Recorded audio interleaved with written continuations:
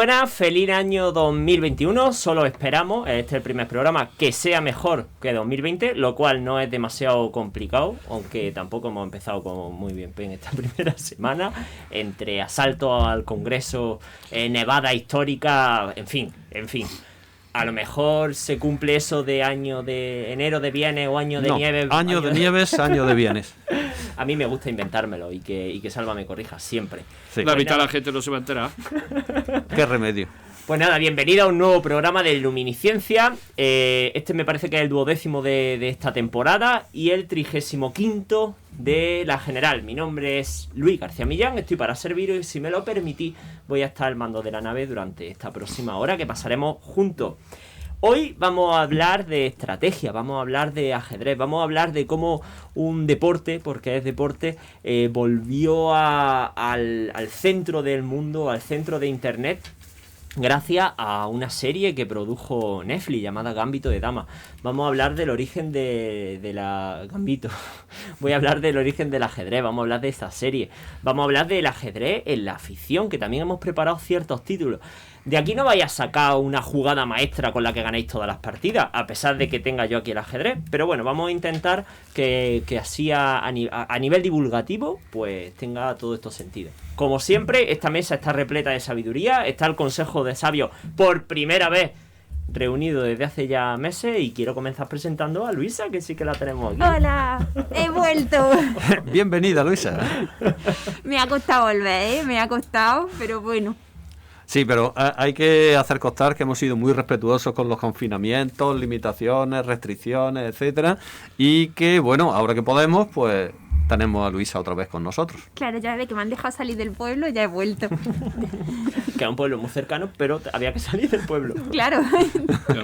Muy bien, Salva ya ha roto el melón, sí. pero bueno, bienvenido también a esta Mesa de Sabios, un programa nuevo, un año nuevo. Muchas gracias y quiero decir que ya me estoy hartando un poco de ser protagonista de tantas efemérides, hechos históricos y demás. A ver si acaban ya, por favor.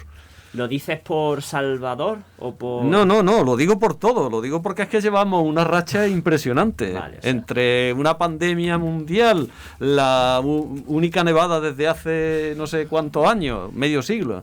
Bueno, por favor, no quiero ni pensar en ello, déjalo. Un poquito de tranquilidad, ¿no? Sí.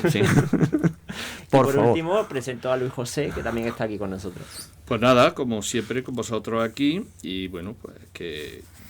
Yo, aparte de lo que diga Salvador, yo tengo que estar preparado, porque esto no es nada para lo que se nos viene encima. Vale, y tú animando.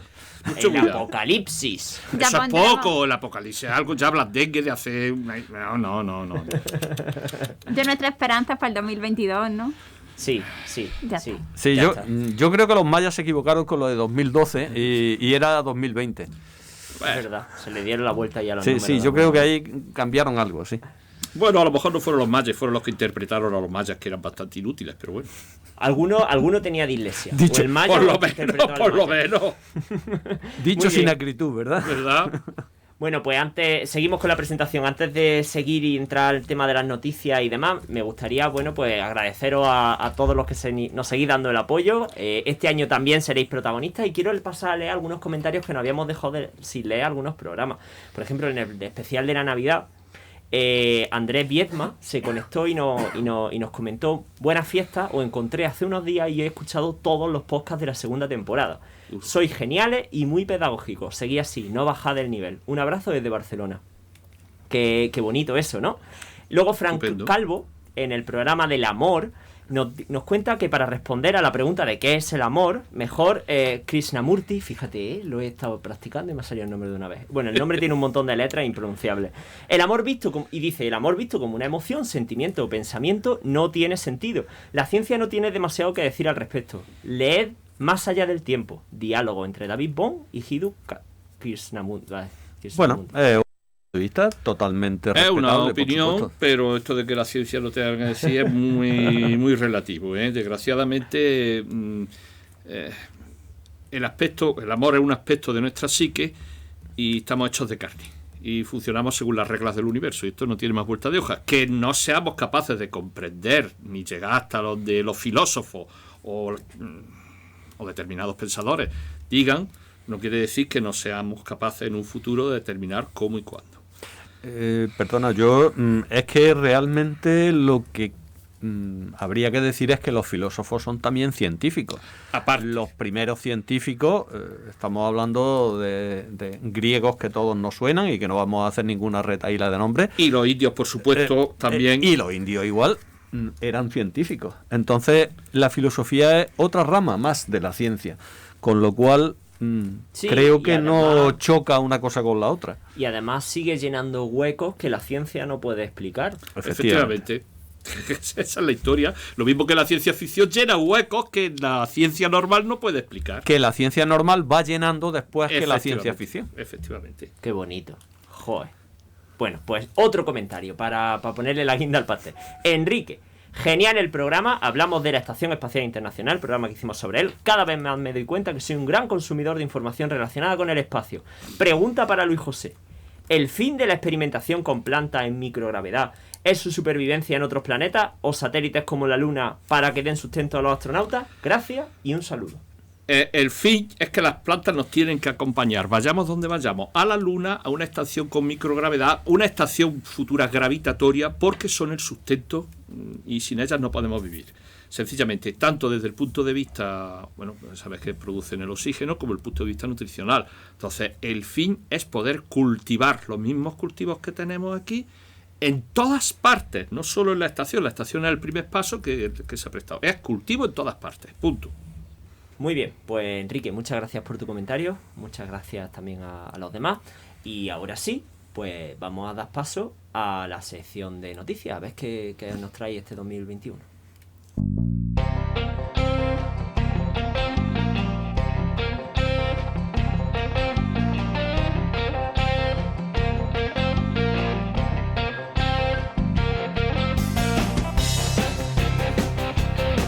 Bueno, pues hoy Luisa va a ser la primera en todo. No. Qué guay. En la última parte no, pero va a ser casi todo. Quiero que empieces tú con tu noticia. Pues a partir de del 8 de febrero de 2021, las condiciones legales de WhatsApp cambiarán. Madre mía, Ya lo sabemos todo porque nos ha llegado toda una notificación en la aplicación donde nos pone aceptar las condiciones un poco más adelante o aceptarlas ya de ya. Así que si no las aceptamos ya no vamos a poder seguir usando WhatsApp. Como con todos los programas de informática, o la aceptas o olvídate. ¿Qué hago, Luisa? ¿Le doy al botón? ¿O para luego? ¿Para ahora? ¿Tú qué me No sé, recomiendas? puedes darle ahora, darle para luego, o haces como ha hecho más de 2,2 millones de personas, según la estadística de Sensor Tower, que han descargado Telegram. Muy Telegram bien, es otra instalado. aplicación que fue fundada por Pavel Durov y es parecida a WhatsApp también, pero se considera mucho más segura y mucho más rápida. Además, cuenta con un protocolo de transmisión que es propio, que es LMT Proto, y tiene seguridad cliente-servidor y cliente-cliente. Así que es mucho más segura que WhatsApp. Aterriza. Cliente, servidor, servidor, cliente, cliente, cliente. Cliente-servidor. Ahí me he metido un servidor de más, me parece. Cliente-cliente lo utilizan para los chats secretos. Tú en Vale. Telegram me puedes mandar un mensaje y luego borrarlo. Perfecto. Y luego cliente-servidor es la comunicación que tiene un cliente pues con WhatsApp, Telegram o cualquier aplicación Vale. Con el sistema. con el sistema. Llevo yo 2 o 3 años intentando instalarla, nunca me he decidido. Porque Ay, parece ser que tiene otras funcionalidades mucho más interesantes como grupos específicos, y esto el que lo tenga que me lo diga, Yo lo uso- de interés personal. Yo lo uso desde hace años. Sí, ¿no? Yo también. Pues Entonces ¿recomendáis que la instalemos? Yo diría que ojalá todo el mundo tuviese Telegram antes que WhatsApp. Lo digo porque es mucho más versátil, mucho más funcional. Puedes programarla, puedes programar tus bots, puedes hacer tus cosas. Ojalá de verdad que todo el mundo lo usara y yo no tuviera que abrir nunca más WhatsApp. Pero es cierto que al final pues tienes que ir a donde, Sí, tienes que ir donde, a donde sí, está la abuela. Yo tengo, efectivamente, yo tengo WhatsApp por cuestiones de trabajo, por cuestiones de familia y ya está. Pero lo que había escuchado sobre Telegram era eso, y me decía, mucho más versátil, porque si tú estás interesado en un determinado tema, tiene un grupo en el que puedes acceder, consultar, hablar libremente. En fin, parecido a un chat, pero... Sí. Sí, De hecho, yo en Telegram estoy en varios grupos que... Exacto. Bueno, hay grupos en los que... temáticos. Sí, en Efectivamente. los que tú puedes colaborar como si fuera un chat, ¿no? Y luego hay otros grupos en los que solo recibes notificaciones. Por ejemplo, Vale. pues no se puede estar a lo mejor en un grupo de ofertas de compra Ajá. y pues recibir todos los días pues notificaciones de ofertas. Sí, bueno, eso también te lo permite WhatsApp, en el que tú puedes formar un grupo en el que solo el administrador emite mensajes. No hay, nadie más puede aportar nada en ese grupo. Eso existe también. Lo estudiaré. Y luego para transferencia de archivos multimedia. También es muy guay porque puedes pasar cualquier cosa y de cualquier tamaño y no hay que, Ah, no hay ¿sí? que limitarlo. Magnífico. Y las Yo, emojis la du- son mucho más chulas que los de WhatsApp. Sí, de todas formas, la duda que me surge a mí es que, porque efectivamente yo he visto el mensaje, pero no he analizado más profundamente, y te pregunto, porque no sé si lo has hecho, ¿qué cambios supone esto que estás proponiendo? ¿qué va Ah, a compartir WhatsApp con las demás empresas del grupo, como Facebook, Instagram, ¿no? Pues registro de tu cuenta, número de teléfono y nombre de perfil, número de teléfono, datos de operaciones como pago y transacciones, información relacionada con el servicio, información sobre conexión, actividad, estado y ubicación, información sobre cómo interactúas con los demás, incluidas empresas, cuando usas WhatsApp, información sobre tu dispositivo móvil y tu dirección IP y toda la información que WhatsApp tenga con tu consentimiento. No O sé sea, si- todo. Todo, Sí, todo bueno, lo que hagas todo, con WhatsApp. no, todo exactamente no, porque el contenido de los mensajes no. Solo si tú contactas con determinada empresa. Esto es que lo escuché, no sé si lo iba a hablar tú ahora después, Luisa, pero parece ser que es que ya lo estaba haciendo. Sí. Que el asunto es que se está adecuando a la nueva normativa. Sí. Ya lo hacía, ya compartía, Sí, sí, pero ya lo ahora hacía. nos está mandando esta... Para este que acuerdo consintamos. Para Para- consentirlo. Como hizo Poncio Pilato, lavarse las manos por lo que pueda pasar. Sí. Sí, sí. Muy bien, pues Luisa, lo damos por hecho. Lo damos por hecho. Ha sido muy enriquecedor el debate con Sí, lo de señor. Telegram y todo eso. La verdad Pues que- yo pienso probarlo, sobre todo determinados grupos, a ver si hay grupos de los que a mí me interesa. Como Sí, yo sí, me- que los grupos, hay los grupos son millones de raros los que yo referencias, Hay busco. grupos de todo. Yo tengo todo. un grupo también de domótica que está súper bien, vamos. Está bien. Bueno, Sí, sí. pues Bueno, ¿a quién de los dos va a tiro en duelo? A ver quién... yo me da igual. Pues Salva, adelante. El que mate el rey. Mata al rey. Vale. Bueno, yo, como sabéis, me encanta el tema de la energía y estoy siempre intentando estar al día de las noticias que van surgiendo al respecto. Entonces, he encontrado una noticia que se ha producido precisamente hoy, relativa a la energía solar. No sé si sabéis que según algunas estimaciones la cantidad de energía solar que llega a la superficie de la Tierra en un año es mayor que la suma de toda la energía que podría producir la humanidad utilizando recursos no renovables. Toma ya. O sea, fijaros lo que supone esto. Entonces la tecnología necesaria para convertir la luz solar en electricidad llevamos muchos años ya teniéndola. Es verdad que no es totalmente eficiente, cada día se consiguen células fotoeléctricas de generación de energía más eficientes, pero la mayor ineficiencia se encuentra fundamentalmente en la conservación de esa energía, en el almacenamiento de esa energía. Entonces, hay un avance que es muy importante, que se ha logrado recientemente por el equipo del profesor Shen Zhang. No te rías mucho de mis pronunciaciones en chino, pero bueno, es Shen Zhang. No, Shen Zhang, es que es así. Es profesor de química de la Universidad de Virginia en Estados Luego Unidos. no es así, es como dicen los americanos. Es un chino importado.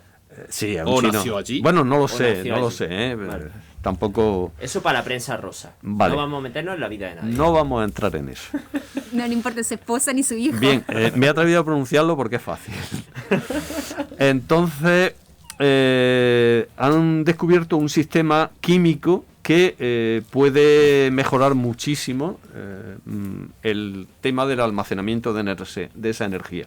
Entonces, una forma de aprovechar la energía solar es utilizar la electricidad producida con esa energía para dividir las moléculas de agua en oxígeno e hidrógeno. Ya sabéis, el H2O, moléculas de oxígeno e hidrógeno.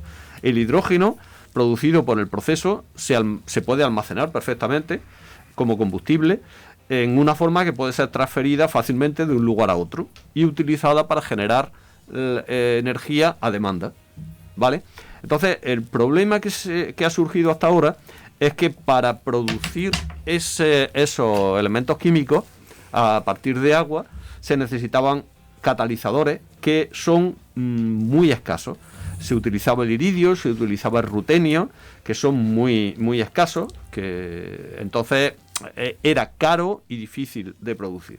Entonces, la mejora, el avance importantísimo que han producido este equipo del profesor Senzan, repito, es que han encontrado unos elementos químicos como el cobalto y el titanio que funcionan perfectamente como catalizadores en un proceso que ellos han definido y que con esos elementos, cobalto y titanio, son muy abundantes en la naturaleza, pues se puede conseguir lo mismo a mucho menor precio. Y de ahí ya, pues, lo que venga después. Un pasito más. Es un paso más en todo lo que estamos intentando conseguir, que es producir energía barata y, sobre todo, renovable. Genial. Yo siempre digo que en estas cosas de nuevas tecnologías, todos se van a los metales raros, a las tierras raras, a los elementos raros. Y yo no me creo que no sea posible realizar muchos de ellos con elementos ya existentes, a bajo costo, ¿eh? No soy ingeniero de materiales, pero no me creo que esto no sea posible. Esto es cuestión de investigar y que, por supuesto, tu investigación tenga fruto y que luego no se pierda porque a alguien no le interese. Claro, esa es realmente la línea de esta investigación, es producir lo mismo que ya se hacía, pero con un proceso que utiliza pues catalizadores muchísimo más abundantes y por tanto baratos. Yo aquí me pongo conspiranoico. Si algo escasea, es más caro. Hombre. Por tanto, hace la tecnología más cara. Y hay ciertos señores por ahí que no quieren que llegue la fotovoltaica. Bueno, por lo pronto esa investigación está ahí, esa solución está ahí. Ahora veremos cómo evoluciona. Muy bien.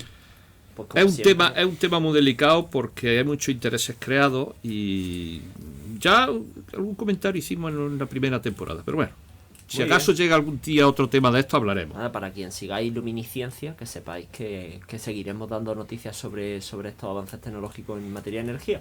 Y la última noticia que nos la trae Luis José. Bueno, pues vamos a hablar de Gateway. ¿Qué es esto?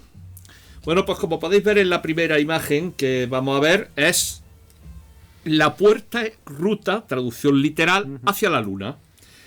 La Agencia Espacial Europea ha firmado el contrato para producir esta, no lo vamos a llamar Estación Espacial Internacional porque no es esto el Gateway, para construirlo que a lo largo de esta década se ponga en órbita alrededor de la Luna y sirva como el eslabón intermedio entre la Tierra, la Luna e incluso puede ser que Marte. Ahí tenéis en la imagen, los que veis la imagen y si no os recomiendo, los módulos que van a componer este Gateway. Y bueno, se fabrica en Francia principalmente, pero hay subcontratas con diversos países. Son los franceses los que se han llevado el contrato. Gato al agua. Alenia. El Gateway al agua. Sí. Y bueno, pues hay módulos de energéticos, hay módulos de transferencia, hay módulos de aterrizaje lunar que pueden enlazarse, hay módulos de habitabilidad para los astronautas. Es interesante. En la siguiente foto, pues se ve, en la siguiente imagen, pues simplemente se ve una representación artística de lo que es este Gateway con un módulo Orión, en el cual la cápsula es de la NASA y el módulo de servicios de la Agencia Espacial Europea. Observaréis que aquí se habla mucho de la Agencia Espacial Europea. ¿Por qué? Porque Luis ha estado allí y nos ha imbuido. Y este sería el proceso. Esperemos que sea a lo largo de esta década y que no se retrase, porque ya sabemos que siempre puede haber retrasos. Pero el primer paso ya está dado. Módulo intermedio para poder llegar y subir y bajar a la Luna está dado. Bueno, sé decir que Tomás Pesquet va a ser el primero que va a ascender en su segundo viaje y que va a realizar trabajos relacionados en la Agencia Espacial Europea con este Gateway. ¿De acuerdo? Mirad las imágenes, las miráis por internet. La Agencia Espacial Europea tiene estas imágenes de libre uso para que las podáis ver directamente y veis cómo es un avance. Y bueno, pues. Esa es tu mentira, José. Si la Tierra es plana. Bueno, ¿Cómo vamos a ir a la Luna? pero ¿Cómo si, voy a la Si la Luna? Luna si la Luna es también. plana, también podíamos ir. Son paralelas. Está arriba, no está arriba. Yo os quería invitar también a que busquéis un vídeo en el mismo canal mío sobre Efectivamente. Gateway, en la que le describo módulo por módulo, cuánto va a costar, cómo la van a fabricar y demás cosas útiles que me preparé en su momento y que están ahí en Sí. vídeo con muchas imágenes y vídeos de cómo se va a montar y todo eso. Lo que pasa es que ya se ha firmado. Ya se ha firmado. Ya se ha firmado. Lo otro es el proyecto, todo lo que estaba costado, que lo podéis ver en el vídeo. canal de Luis García Millán, en su lista de Del programa, espacio, sí. pero ya se ha firmado. Es decir, ya estamos trabajando en ello. Estamos trabajando en ello. Sí, porque al fin y al cabo Eso era de algún costeamos nosotros y como lo costeamos con el presupuesto de los Claro. DS, pues estamos trabajando todos en ello. Me ha dicho Manuel Serrano, te presento también a ti, feliz año también, que no te había presentado, te lo conoce todo el mundo, claro, el hombre famoso tiene las totas, vamos a pasar ya al tema del ajedrez, si os parece bien. Vale. Vamos.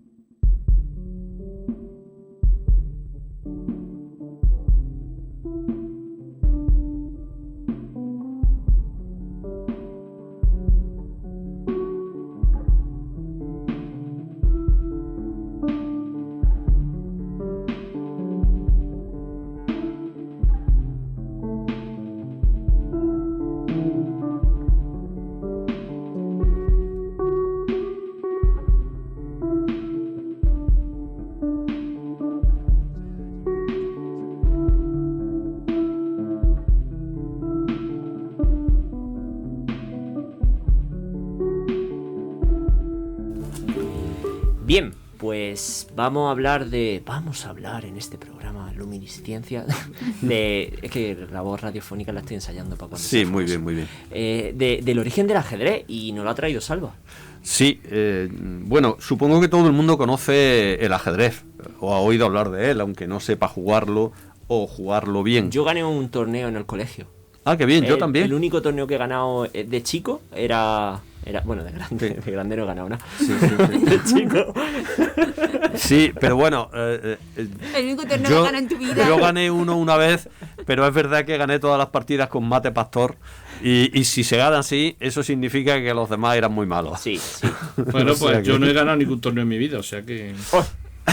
Pues Yo no participo en torneos de ajedrez. Yo ni de ajedrez ni de nada. hoy, pues eso montamos uno sobre algo que tú sepas mucho y que nos gane a esta mesa. Vale, sin problema. Proponernos Bueno, juegos vamos a ver. luminiscentes. Al Parchís he ganado, ¿eh? Al Trivial. Ah, bueno, pues entonces, Y bueno, y un torneo de Trivial seguro que nos dejaba a todos. De Bueno, Monopoly. seguro. Que A viva eso he el jugado yo mucho también. Sí. Bueno, quería comentaros, por introducir un poquito el ajedrez, un juego de mesa de 2 jugadores. No siempre lo ha sido, pero vamos, es de 2 jugadores. Se utiliza un tablero de juego compuesto Espera. por un cuadrado. Como que no siempre lo ha sido. Sí, ahora te cuento. Un juego compuesto de un cuadrado formado por 64 casillas, con 8 filas y 8 columnas.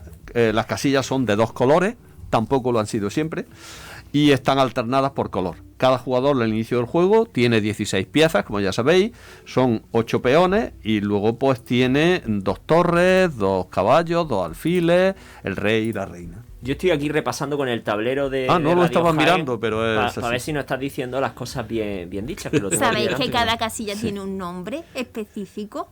Pues sí, H1. Bueno, existen A1, varias A2, formas A3. de notación del tablero, ¿no? De todas las posiciones. Pero esa sería la algebraica. Pero bueno, hay más. Bien, decía que es un juego de ingenio en el que el azar no interviene en absoluto y que requiere un importante esfuerzo intelectual. El objetivo del juego es colocar al rey contrario en la posición en la que no puede evitar ser capturado. Nunca se produce la captura, porque en el momento en que ya no tiene posibilidad el rey de escapar, se acaba la partida y se llama jaque mate.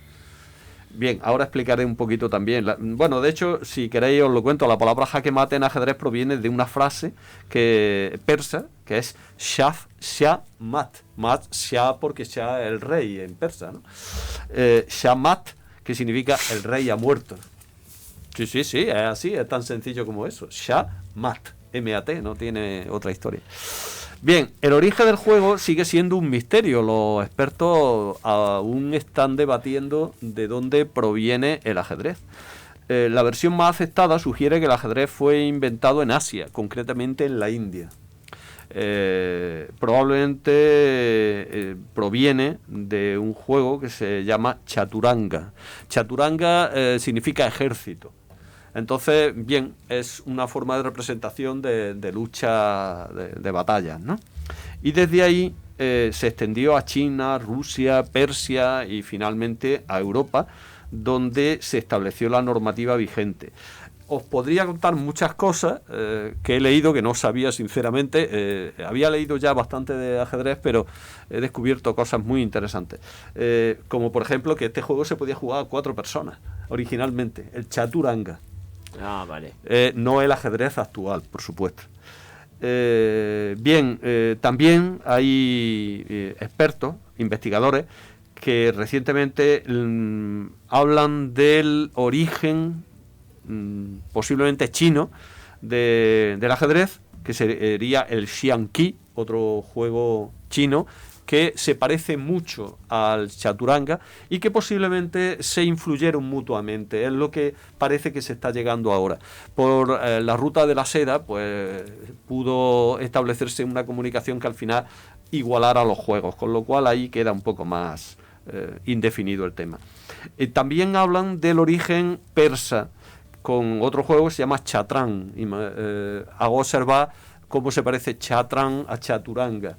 Entonces me imagino que todo tiene, de alguna manera ha habido influencia entre uno y otro. Este juego pudo salir de una zona entre Uzbekistán y Persia. Bien, hay muchas investigaciones y realmente lo que sí os puedo decir es que aún sigue siendo un misterio. Uno de los registros literarios más antiguos sobre el ajedrez, y de ahí viene también la posibilidad de que algunos investigadores hablan de que puede ser persa, es un poema que se llama Chatrán Namaj. Fijaros el nombre, Chatrán, que es el del juego, efectivamente. Escrito en el siglo VI. A partir de esta era, su evolución está mejor documentada y ampliamente aceptada en el mundo académico. Esa es la realidad. Bueno, no he dicho que esto se habla de que puede provenir, o sea, estamos hablando de la India, pero del siglo IV antes de Cristo, del siglo III, del siglo VI. No se ponen de acuerdo, ahí hablan de distintas posibilidades en su origen. En China se habla ya en el siglo II, pero es un juego que se llama Liu Bo, que incluso proviene de más atrás y no se sabe realmente de cuándo. O sea, la cosa está bastante en la oscuridad ahora mismo. Hay muchas versiones, muchas investigaciones al respecto, aunque se piensa que a no mucho tardar se pueden encontrar algunos documentos que podrían aclarar el tema. Ya se están estudiando y, bueno, se habla de eso, ¿no? Decía que tras la conquista de Persia por los árabes, estos asimilaron el juego y lo difundieron por Occidente, llevándolo al norte de África, Europa e incluso a la actual España e Italia, que fueron, en aquella época, estamos hablando a lo mejor del siglo X, alrededor del siglo X, y en esa época, bueno, pues había una fuente de conocimiento muy importante dentro de España, ¿no? Que de alguna manera se extendió hacia el resto de Europa. Llegó incluso en aquella época esa corriente hasta los países escandinavos, Islandia, Finlandia, toda la zona aquella, llegó el juego. En el siglo XV el juego, doy un salto ya porque realmente esto se puede extender muchísimo. Si en 400 años no pasaría tampoco cosas. merece la pena entrar en más detalles, pero decía, en el siglo XV el juego ya fue difundido en Europa. Entre las variantes existentes del juego destacó la velocidad que le daba el entrar ya con la dama y el alfil, que no existían en ese momento, porque hasta ese momento el juego funcionaba de otra manera.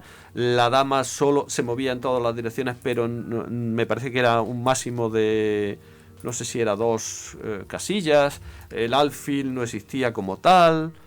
El poder hacer que los movimientos sean más largos y más rápidos hizo que el juego fuera más dinámico, y aquello pues atrajo mucho a los jugadores.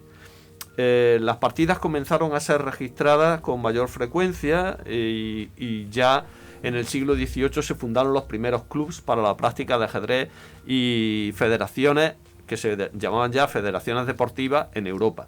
En 1851 se celebró el primer torneo internacional oficial en Londres, aunque hubo un torneo previo hacia 1545 en la corte de Felipe II. Entre españoles e italianos. Ganaron los italianos. Pero es verdad, ese fue el primer torneo no oficial. Ya el oficial fue en 1851. La popularidad de estas competiciones internacionales llevó a la creación del título de campeón del mundo. Y bueno, a partir de ahí ya en 1924 se fundó la Federación Internacional de Ajedrez, la FIDE, que se fundó en París y que ya empezó organizando la primera Olimpiada de Ajedrez, mundial femenino, etcétera, etcétera, etcétera. Y a partir de ahí, bueno, ha sido una historia pues de mucho prestigio. Puedo deciros que el ajedrez es el rey de los juegos de mesa. Más de 500 millones de personas lo juegan oficialmente en el mundo. El primer torneo de ajedrez no oficial, como digo, se jugó, lo estoy leyendo ahora mismo porque no estaba seguro de la fecha, 1575. Efectivamente, y fue, como digo, en la corte de Felipe II. ¿Vale? El tablero de ajedrez, otras curiosidades muy rápidas. El primer tablero de ajedrez plegable fue inventado por un sacerdote. Este es plegable. Pues ese no es exactamente, sino uno parecido. Manolo nos ha dicho que es muy antiguo. Lo inventó, sí, pero bueno, sería de su abuelo a lo mejor. No, vale. Bien, decía que ¿por qué lo inventó un sacerdote? Pues ahí está la curiosidad. Resulta que la iglesia prohibía jugar al ajedrez. No. Entonces este hombre que le gustaba el ajedrez tuvo que inventar algo que para poder jugarlo y que cuando llegara alguien poder esconderlo. Entonces era un tablero que escondía las piezas dentro, como cualquiera de los plegables que nosotros conocemos, pero que una vez plegado lo ponía en una estantería y parecían 2 libros. Sí, y entonces pues quedaba perfectamente. Hoy en día se guardan petacas y otras cosas, pero otra curiosidad.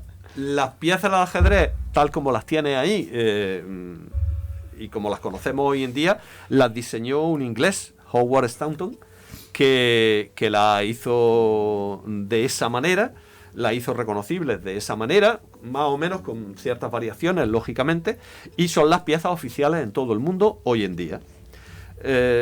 Otra de las cosas que os puedo decir es que los expertos afirman que el ajedrez es uno de los mejores juegos para mejorar la función de la memoria. Concretamente se recomienda para mejorar el Alzheimer. Y a los niños se les recomienda que jueguen en la escuela. Lo que pasa es que, bueno, hay países donde eso lo han llevado más adelante y otros que han pasado olímpicamente de este asunto. Estamos trabajando en ello. Pero se ha demostrado que mejora las calificaciones en los niños. Los niños que juegan al ajedrez tienen mejores calificaciones que los demás. No me refiero a que sean más inteligentes sencillamente, sino que mejora la función intelectual. Si mejora la memoria, mejora como... Otra curiosidad. Según los expertos, hay más de 169.000 cuatrillones de formas de jugar los 10 primeros movimientos de una partida de ajedrez. Solo los 10 primeros. Fijaros, por otra parte, puedo deciros que el número de diferentes partidas que pueden jugarse, que es alrededor de 10 elevado a 123, es mayor que el número de átomos estimado en el universo. En la serie de Gambito de Dama. Que es 10 elevado a 80. Sí, fijaros la diferencia de magnitud, de 10 a 80 a 10 elevado a 123. O sea, en la serie se ve como todos los jugadores, para entrenar, practican las partidas de otros jugadores y se las estudian. No sé cómo son capaces de memorizar todas las partidas, que incluso tienen libros de jugadas y las van estudiando y se las aprenden para luego después, en el momento en el que ya están haciendo la partida, van como moviendo y... Los jugadores de ajedrez estudian las partidas y memorizan las partidas de los grandes maestros internacionales anteriores a ellos, por supuesto. Sí. Y sus partidas, y luego las replican y las replican y las replican. Y yo esa es una cosa que me parece fascinante, porque no sé cómo son capaces, vamos. Yo ya que Luisa ha empezado a hablar de la serie, quiero que sigas contándonos cosillas y ahora, si no, al final seguimos retomando curiosidades. Ah, vale. Bueno, creo que lo más importante de la serie, aparte de todas las buenas críticas que ha tenido por parte de la audiencia, de que la hayan categorizado de feminista y todo, creo que lo más importante es que al final ha puesto el juego de moda, porque desde que se estrenó la serie hay más de 2 millones de nuevos jugadores de ajedrez. Entonces al final es algo que se estaba perdiendo, porque la verdad es que no había nuevos jugadores de ajedrez, y ahora ha sido como un boom. Ojo, la palabra ajedrez en el mes pasado tuvo en España 110.000 búsquedas en Google. O sea que solo ajedrez, luego ajedrez, regla, ajedrez, origen, ajedrez para niños, etcétera, etcétera, etcétera. Gambito de Dama al final es una miniserie dramática estadounidense que se basa en la novela que tiene el mismo nombre, de 1983, de Walter Tevis, y se protagoniza por Anya Taylor-Joy y fue creada por Scott Frank y Alan Scott y se lanzó en Netflix el 23 de octubre de 2020, así que ahora mismo la podéis ver.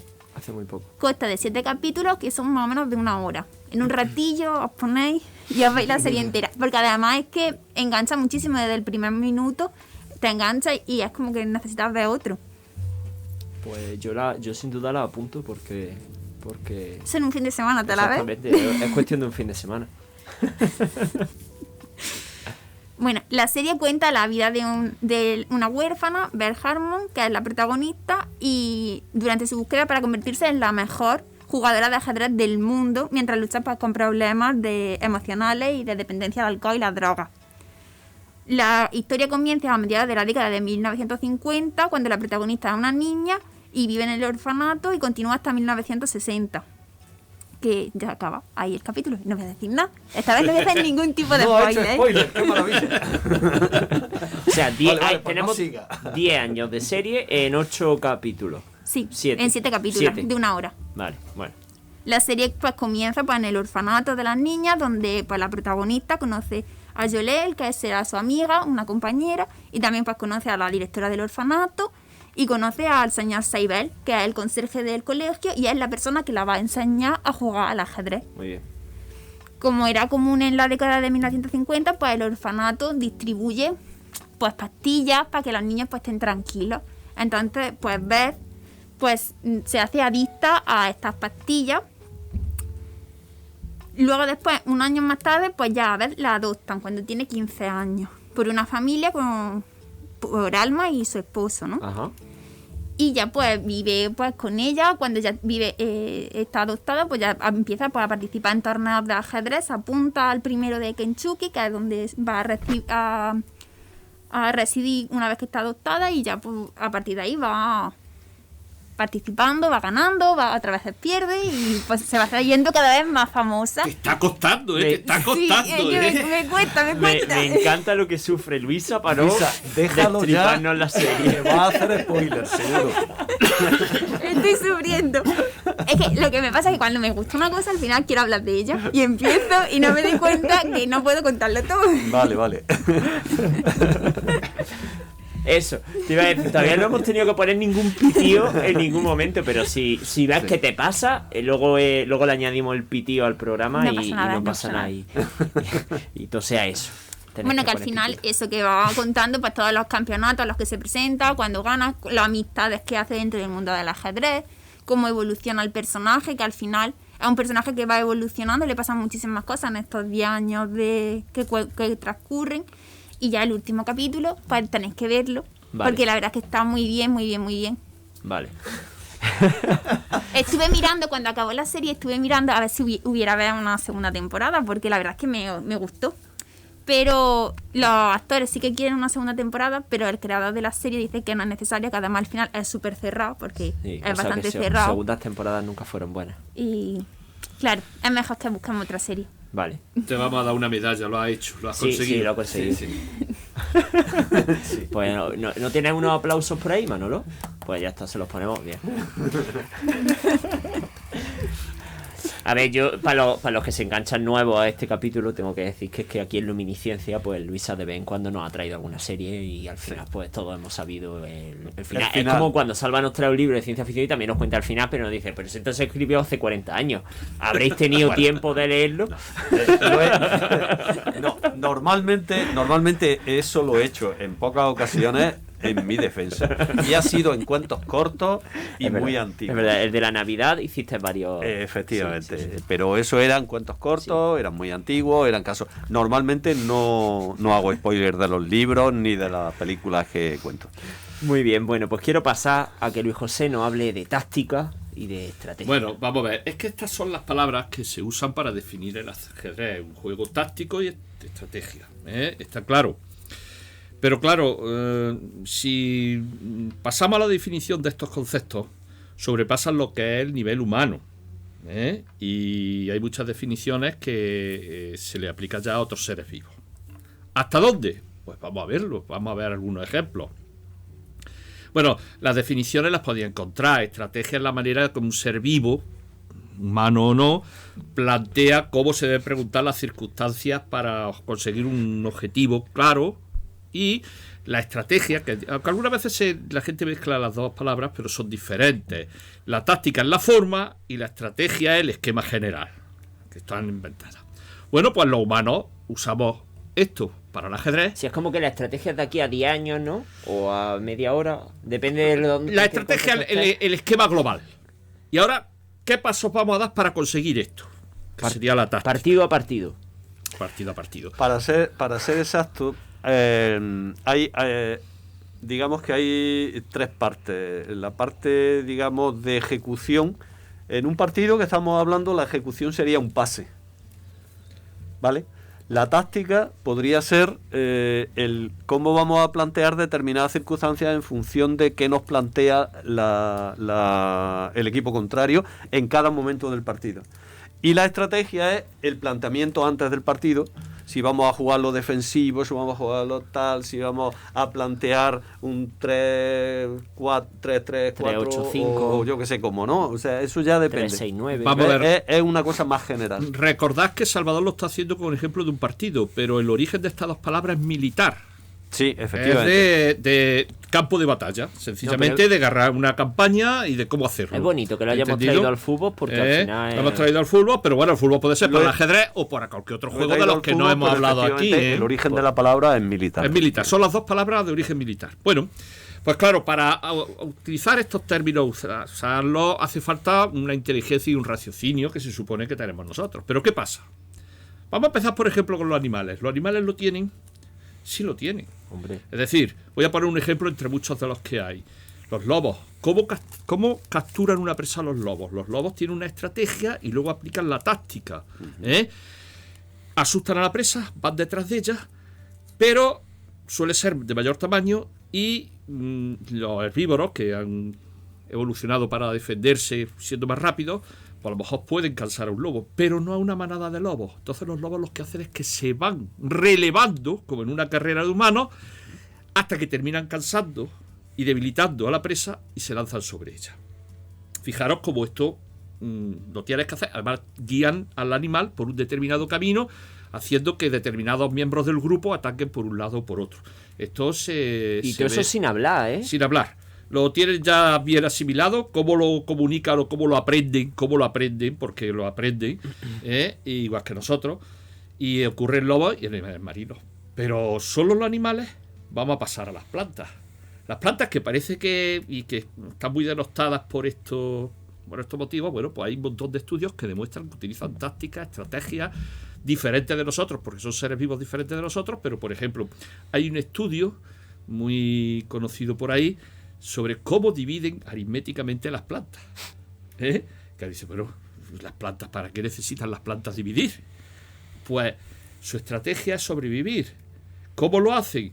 Pues teniendo en cuenta que ellas viven de la fotosíntesis y que por la noche no hay fotosíntesis, tienen que administrar sus recursos para llegar vivas al día siguiente. ¿Comprendéis? Esto se ha hecho con Arabidopsis thaliana, que es una planta que se está utilizando como modelo. Estoy poniendo este ejemplo porque es un artículo muy famoso donde los investigadores demuestran esto y se putea a las plantas, por supuesto, se las quita la luz, se les pone la luz y ve qué es lo que hace. Y entonces se ha demostrado que estos también son capaces de crear una estrategia de supervivencia. Es muy conocido, y esto el que tenga planta en su casa, que muchas veces cuando una planta está mal, porque está enferma o lo que sea, veréis que de pronto florece. ¿Por qué? Ha decidido que tiene que florecer, que es su manera de reproducirse y dejar descendencia, y ella muere. Una estrategia como otra cualquiera. Aunque mucha gente a las plantas las considera unos seres muy inferiores. Pero vamos a bajarnos todavía más de nivel. Y vamos a hablar de los protistas, vamos a hablar de un amebozoide se llama ahora sí, antes se le consideraba hongo, que si animal, que si hongo era una mebozoide, que se llama Physarum polycephalum. Si vemos la primera imagen, es simplemente un hongo, bueno, se llamaba antes hongo, ahora he dicho que es un mebozoide, que es gelatinoso, una masa viscosa que ha dado lugar a una serie de ciencia ficción de monstruos por ahí, que se desplazan masivamente y que tiene una característica, y es que es una sola célula con muchos núcleos, para aquel que no sepa de qué va. ¿Qué hace Physarum polycephalum que lo hace tan peculiar? Bueno, pues que resuelve problemas. Hay muchos ejemplos, como podéis ver en el siguiente. Los investigadores lo han sometido a pruebas de laberinto como a ratas, pero el más curioso es el del japonés, que hizo un mapa de Tokio y los alrededores. Puso en el centro, en Tokio, al hongo, y puso comida en cada una de las grandes ciudades. Como podéis ver en el mapa, el hongo se empezó a extender masivamente y llegó a contactar con todos los puntos. Pero claro, dice, esto lo hace todo el mundo y así. ¿Pero qué hizo después?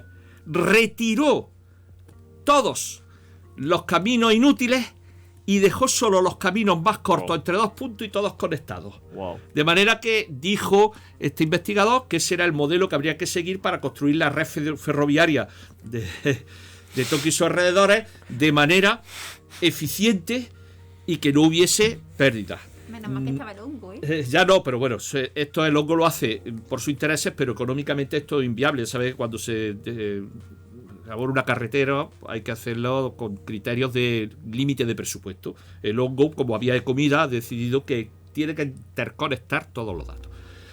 Bien, no solo eso, sino que se le ha metido en un laberinto, se le ha puesto comida afuera, empieza a hacer lo mismo, se extiende, llega a los dos puntos de comida y cuando ha llegado, extendido por todo, elimina los caminos más largos, se queda con los más cortos. Qué fuerte. Pero es que además hay otro más. Esta información la transmite a otro hongo cuando entra en contacto con ella. Y no tiene sistema nervioso. Hay muchas hipótesis sobre cómo lo hace, pero no me digáis que esto no es estrategia pura y dura. Y ahora viene la parte más dura. Por si no lleváis ya si poco no encima. pues ya vamos a hablar pues, de las inteligencias artificiales que nos ganan al ajedrez. ¿Son inteligentes? ¿Son racionales? ¿Qué son? Porque ganan o no ganan. Superior Está a nosotros. claro. ¿Entendido? Luego, ¿cómo las consideramos ya? Un tipo de inteligencia. Nosotros le ponemos inteligencia porque nos interesa para vender el producto como algo. Pero ¿son realmente inteligentes? ¿Saben lo que hacen? ¿El Physarum, la planta o el lobo sabe lo que hace? Sino, estos son los límites donde llegan nuestro conocimiento sobre el raciocinio y la inteligencia. La estrategia, la táctica está extendida, y digo en la Tierra porque no conocemos más, pero probablemente por todo el universo. Toma ya. ¿Entendido? Y esto que no... como algo inherente a él. Cuando encontremos seres vivos de otro tipo, y aquí he puesto 3 ejemplos cortos por cuestiones de tiempo, pero cómo colaboran bacterias, cómo colaboran con nosotros, cómo se comunican las plantas con su internet particular. Esto hay que estudiarlo tranquilamente. Vaya. Pues Curioso. después de esta reflexión y de esta... ¿Y quién dices que diseñó los trenes? ¿Un hongo? No, diseñó los caminos. Lo sé. Lo único que pasa es que la red ya existía. Ese era un técnico hablándole al otro mientras ponía las vías. ¿Y quién dices que ha hecho este plano? ¿Un hongo? Pero bueno, que yo he puesto aquí las imágenes de Tokio y sus alrededores, pero existe otro experimento en España con las redes a partir de Madrid y en Francia a partir de París. Y existe cómo se extiende el hongo y cómo... Bueno, ahí, sin hablar de biología, sí te puedo decir que precisamente las redes de distribución, y esto sí entra dentro de la materia que yo domino un poco, las redes de distribución se establecen con fórmulas matemáticas, algoritmos matemáticos, que lo que hacen precisamente es eso, hacer eficiente la distribución, emplear el mínimo coste para que te resulte lo más barato posible llegar a todos los centros desde un centro único o desde varios centros logísticos. Esto es cómo se diseñan las redes, las carreteras, los destes. Pero el hongo no lo hace así. El hongo comunica todos los elementos para que haya transferencia de información. La red eléctrica va en un solo sentido. Entonces no hace falta. Pero si hubiera... habría que hablar más de Internet. Internet sí va en los dos sentidos. A una red peer-to-peer, ¿no? Y por eso cuando se elaboró en Estados Unidos había rutas alternativas por si alguna en caso de guerra caía, la otra y ahora sigue siendo lo mismo. Pero en el tema de las comunicaciones también se hace es así como funciona un protocolo de comunicación para descubrir el camino. O sea, va probando camino hasta que llega y luego calcula cuál es el coste de cada camino y se queda con el coste más bajo. Sí, pero estamos hablando de que hay que hacer redundancias. Sí, por supuesto. Por los fallos. Y luego no se permiten estas cosas. Si tú has hecho el coste más barato para este y hay una tormenta y caen los dos, te has quedado. Bueno, que es lo que ocurre, ciertamente. Pero que en las redes eléctricas también se hace eso, ¿eh? En las redes eléctricas. La redundancia. También. Sí, porque puede ser que te falle una central efectivamente, en un punto y no puedes dejar de suministrar energía eléctrica a esa zona. Entonces se producen caminos alternativos. Con lo cual las redes eléctricas también se diseñan de esa manera, ¿eh? Muy bien, Salva. Vamos a volver al tema del ajedrez, por reconducir el tema, que es que si no podemos estar aquí hasta las 10 de la noche. ¿A qué hora se emite esto? Sigue. Pues quiero que volvamos al ajedrez y nos traiga tanto ajedrez en ficción y si en 5 minutos te da tiempo a hacer eso y alguna curiosidad que quieras más, si no, quédate solo con la ficción, pero tienes más o menos 5 minutos. Sí, bueno, hay una cosa que has comentado antes sobre la inteligencia artificial y quería darte otro dato que tenía por aquí. El campeón mundial actual es Magnus Carlsen, tiene una calificación de 2877 en punto Elo. No sé si sabéis. No conozco la clasificación. Sí, bueno,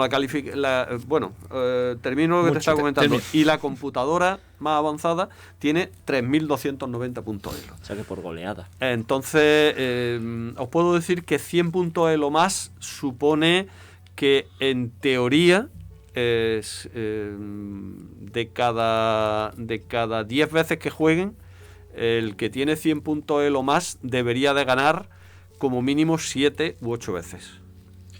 O sea, sí. Vamos a tener que ir redefiniendo lo que somos lo humano y lo que somos la inteligencia pronto. Tanto como comparado con el número natural como con nuestras propias creaciones. En este caso la diferencia no son 100 puntos. Sí, no, que son. Si os dais cuenta, estoy hablando de 400 puntos. Prácticamente supone que siempre va a ganar la máquina. Sí. Si gana alguna vez el humano, será, podríamos decir, casi por casualidad. Casi por casualidad.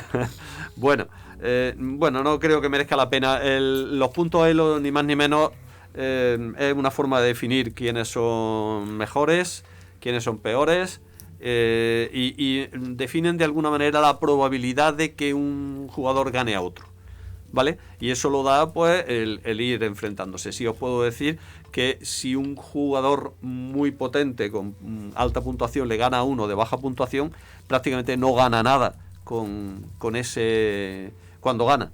Sin embargo, si un jugador de baja puntuación le gana a uno de alta puntuación, el de alta pierde muchos puntos y el de baja gana mucho. ¿De acuerdo? Está bien, sí, es lógico. Es una forma, un cálculo matemático complejo, pero bueno, básicamente funciona de esa manera. Y poco más os puedo decir al respecto. Hay muchas cosas curiosas, pero bueno, alrededor del ajedrez. Sí, si queréis os cuento algo sobre ciencia ficción. Puedo deciros que me ha sorprendido la cantidad de literatura de ciencia ficción que hay relativa al ajedrez.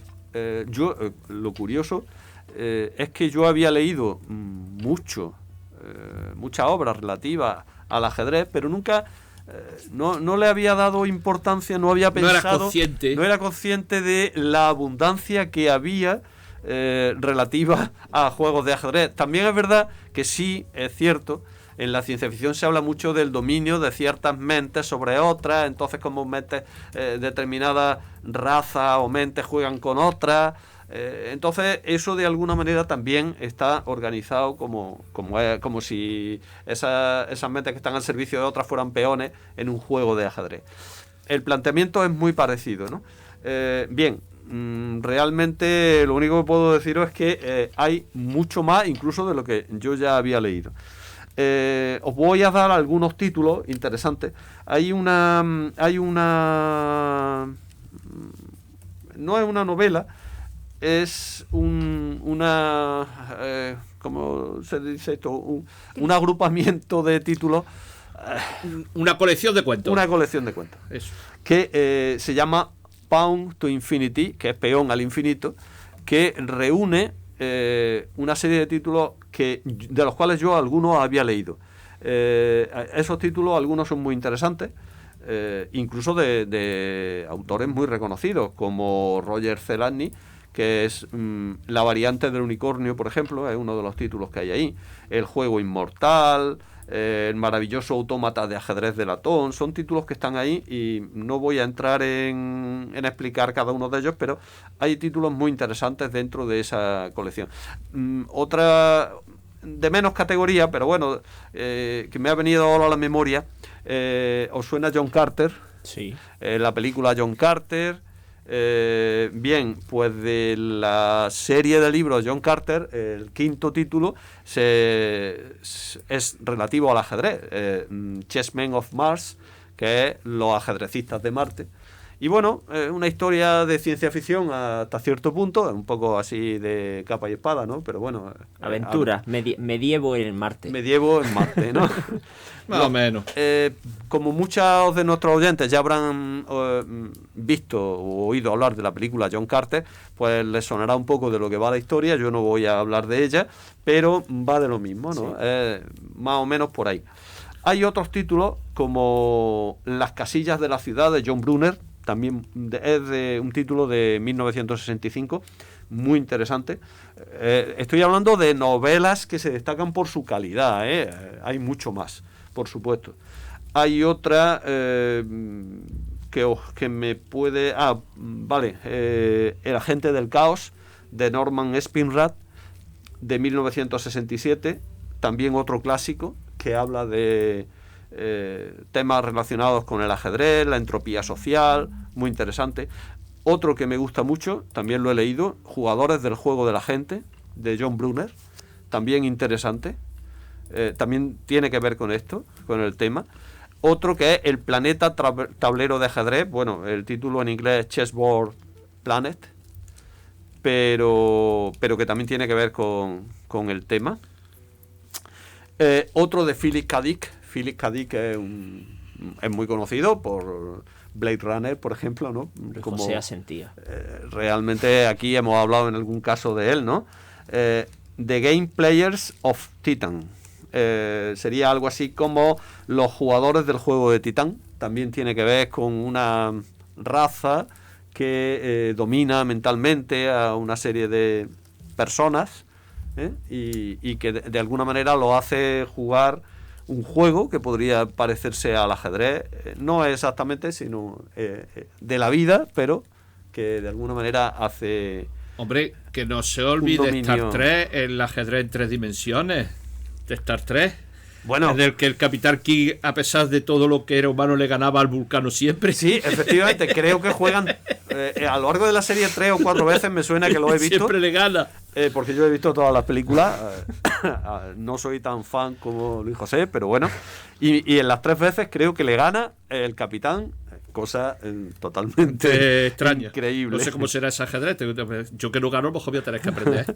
Cosa totalmente increíble. Bueno, en Star Wars también hay un juego parecido, que es así con monstruitos. Sí, el ajedrez viviente. Sí. También hay un juego de ajedrez, sí, cuando se sientan allí en la nave el halcón milenario y juegan con una especie de monstruitos que se ven allí en realidad virtual.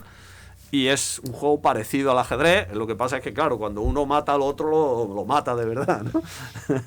Bien, hay muchas opciones al respecto, pero bueno, me puedo extender mucho más, pero como estamos muy limitados de tiempo, yo creo que ahí he dejado una semblanza de lo que realmente hay en la literatura sobre el ajedrez. De ciencia ficción me refiero. Muy bien, pues corto, tengo que cortar rápido. Cualquier comentario que tengáis no lo hacéis, que os contestamos en el programa siguiente. Y quiero terminar con una frase de la persona a la que... al personaje en el que está basado la serie de la que nos ha hablado Luisa, que dice así: es un número de 64 cuadraditos y me siento a salvo en él. Puedo controlarlo, puedo dominarlo y es predecible. Así que, si me hieren, a la única persona a quien puedo culpar es a mí misma. Muchas gracias. Adiós.